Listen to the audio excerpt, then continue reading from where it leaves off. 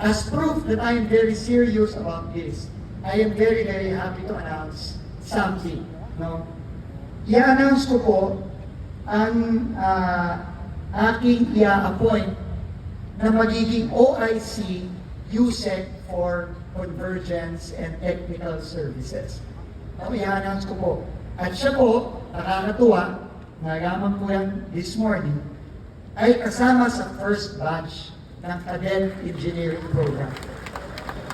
Siya po ay bata-bata, 36 years old pa lang. 36 years old pa lang siya. Noong 2013, siya po ay pumasok sa DPWH under the Cadet Engineering Program. I met her a few times, pero everybody whom I talked to, kasama na rin si Seth Dave Simpson, na kinausap ko noong weekend, has a lot of great words to say about this very, very young, dynamic, and professional lady. She is currently the head of our Bureau of Design. So may I just introduce to you the OIC of the Undersecretary for Convergence and Technical Services. Alam ko, marami siyang binaktawan, pasintabi rin po sa mga binaktawan niya, pero not only do I believe based on the recommendations of people I trust in the department and even Secretary Dave Simpson himself, no? Dahil nga nagsimula to under him, no? Under the Cadet Engineering Program. But I also want to tell everyone, kung ikaw ay masipag, kung ikaw ay magaling, kung ikaw ay hardworking, at most importantly, kung ikaw ay honest, aangat ka sa departamentong ito.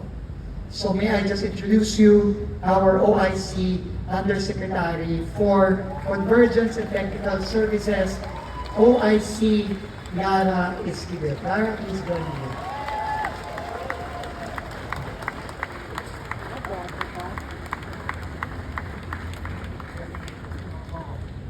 At sasamahan niya ako mamaya kung may oras tayo at kailangan namin pumunta ng Bukidnon dahil kailangan niyang i-assess yung gagawin natin, yung sira sa Bukidnon. Sorry, tumawa na kita agad, pasensya. She has my full trust and confidence, and again, ulitin ko, kung ikaw ay honest, kung ikaw ay hardworking, kung ikaw ay talagang walang gusto lang gawin kundi magserbisyo sa kababayan natin at bigyan ng quality projects ang ating mga kababayan. Perfect kasi siya ang right now head ng Bureau of Design.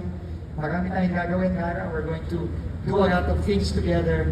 But thank you very much for accepting the position and congratulations. Palakpakan po natin si OIC Undersecretary Lara.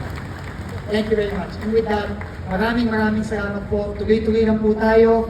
Magtrabaho lang po tayo ng tama. Magtrabaho po tayo ng todo-todo. At most importantly, magtrabaho po tayo ng matuwid. Maraming salamat po. God bless everyone. Thank you.